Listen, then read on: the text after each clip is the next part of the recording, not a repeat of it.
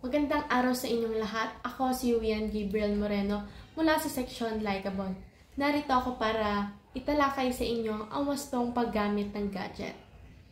Sa kasalukuyan, ang gadgets katulad ng cellphone, tablet, laptop at personal computer, base sa mga artikulo at aking research, ito ang pinakagamit na teknolohiya sa lahat ng edad, bata man o matanda.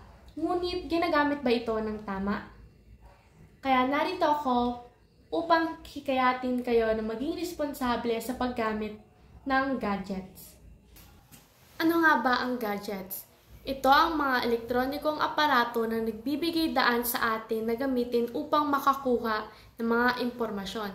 At ginagamit din natin sa pakikipag-usap ng ibang tao sa malalayong lugar.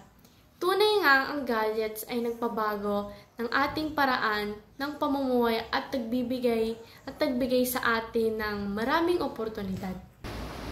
Bilang isang mag-aaral, pinapayagan tayong gumamit ng mga gadget dahil ito ang ating paraan ng pakikipag-ugnay sa pagkuha ng mga impormasyon mula sa ating mga guro.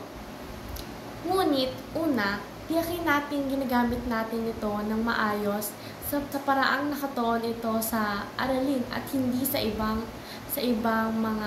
mga bagay.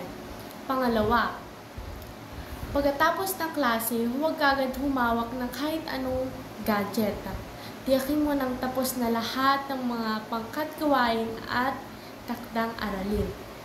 At napakaswerte natin magkaroon ng ganitong pribilehiyo. Maraming mga uri ng apps para aliwin tayo. Ngunit, tiyakin muna nating tapos na ang mga gawaing bahay bago mag-browse sa internet at maglaro sa inyong mga gadget.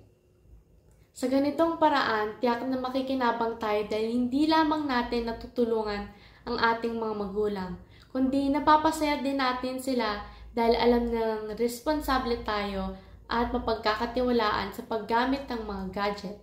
Sama-sama natin gamitin ng tama ang mga gadget para sa ikabubuti ng lahat.